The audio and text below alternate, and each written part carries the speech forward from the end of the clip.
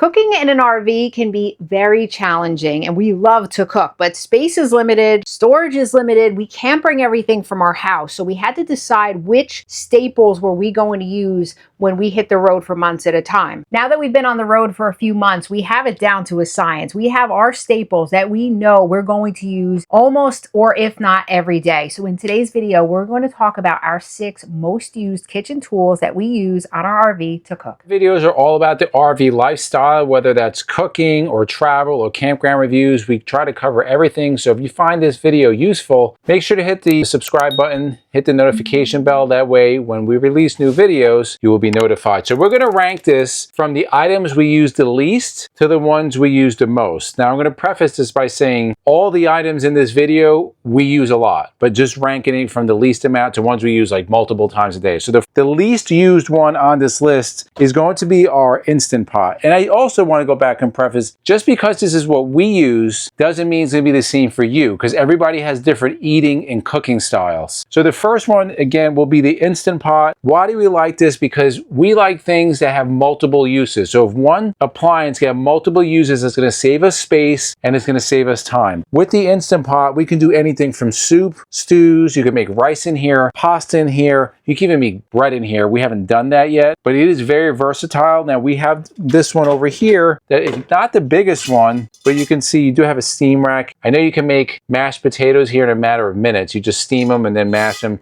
We use it mostly for rice. Mostly for rice. Or soups. And yeah, and all the items in this video, we'll put a link down below if you're interested in purchasing any of them. This one that we use is right here. This is our convection oven. Now, we don't have an oven here like we do at home. So this is our combo microwave and convection oven, which works pretty well. And we use the microwave a lot, but for the convection, we do a lot of baking in here. So we bake like muffins, for example, or we'll bake our sourdough bread. If you want to know how to do that, we'll link a video up above. We go into step-by-step how easy it is to do. So you can take a look at that if you're interested. But this really comes in handy, again, for baking. And again, it's multi-purpose. So you can do lots of different things in there. Baking for us is the way to go. The next one is going to be this blue item right here. This is our Dutch oven. Now, we use this mostly for baking our sourdough bread. So if you open it up, you see we have a bread in here. This has already been baked, guys. That was kind of like a joke. This one was frozen.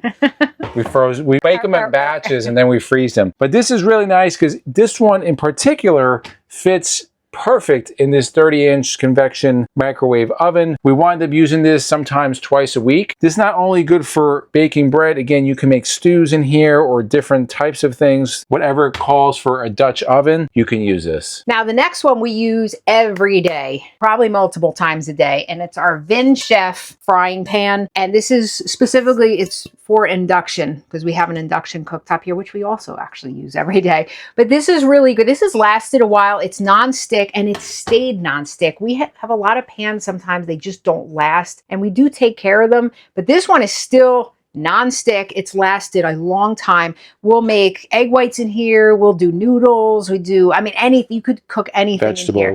Vegetables, yeah. Probably every day, either with breakfast or with dinner. This is a very high quality one. If we got it on Amazon, so we'll link it below. Now, when you are cooking, a lot of times things go down your sink. We purposely do not throw food, or try not to throw food, definitely grease down the sink, but sometimes things get in there. One of the things that we do to keep this sink trap clean and the gray tank is use this treatment from Liquify. This is the gray tank treatment. All you do is put 1 ounce. That looks like about 1 ounce. Eyeball it. You let some water run, and this smells really good. If you don't think your gray tank needs it, I would suggest you smell your gray tank water when you dump it. It's almost as bad as the black tank. Bad, and we don't let ours sit for all that long. We always keep the gray tank closed to make sure until you're ready to dump that it's closed. But it's from the makers of Liquify that do make the enzyme-based toilet treatment, both in orange as well as the lavender. And why it's enzyme-based and why it's that important to you is that the enzymes will break down everything in your black tank, so when you dump it, it's liquefied. It's going to do the same thing in your traps with the gray tank treatment because that is also enzyme-based. So it's going to keep the sensors healthy.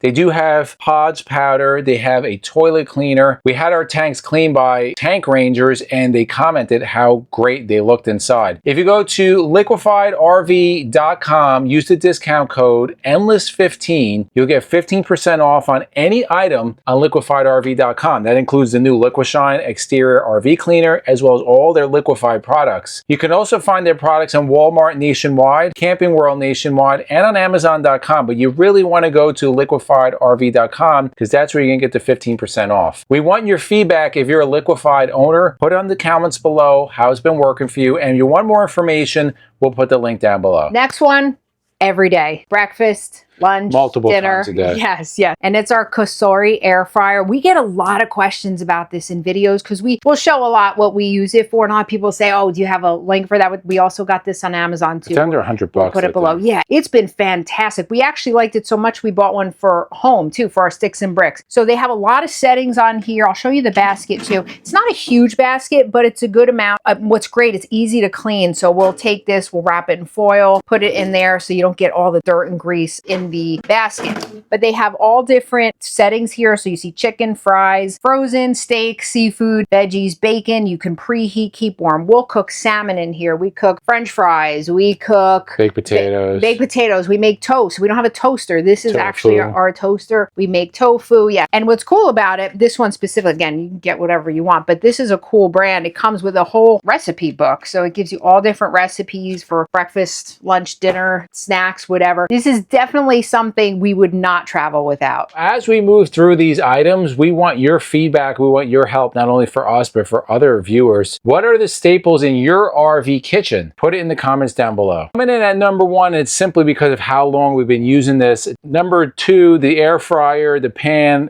This we use multiple times a day, but this one we've had for a long time, probably 3 or 4 years. Is this, I think you say it's Oster? Oster. I think it's still trucking along. I mean, yeah, Oster blender. And we use this almost exclusively to blend different kinds of shakes, or if you want to blend something in here, you can do it. It works really well. It does, if you see a preset thing, so you can just pulse, and then you have a green smoothie button and a food chop and a milkshake. You just hit the milkshake and it has like a program, right? That's what I use for the protein. Right. So it'll like go slow, then fast, and pulse. It just does it all by itself. And it works really, really well. And again, this is very inexpensive. We had a Vitamix at home that we ran for like 8 years, but those are like $400 or $500. And I'm like, I'm not paying that again. We picked this up and it's been great. Now I got to tell you about 2 things in the kitchen we do not use, and I don't even know why we have them. Number one is going to be the dishwasher. We have that because it was here when it was here. We use it for storage. Don't use it. We use it twice to wash dishes. It's not that big, and it doesn't make sense to use it for us. The second thing we packed for this trip, thinking we're going to use it. I think this one's going to go on Facebook Marketplace. So we just don't use it anymore. Ever since getting that, the air fryer is going to be our Blackstone, and they gave us some years of service, but it's been sitting in the bay for months, and we just have no use for it. If you made it to the end, here is our bonus, and this one we use every day also. And the question is he going to pronounce it right? Well, I just practiced it off camera. So this is a manual bread slicer. This one's really nice. This was given to us by the Shaws down in RV Max. This is a Zassenhaus. Oh, yes, you got it. Zassenhaus manual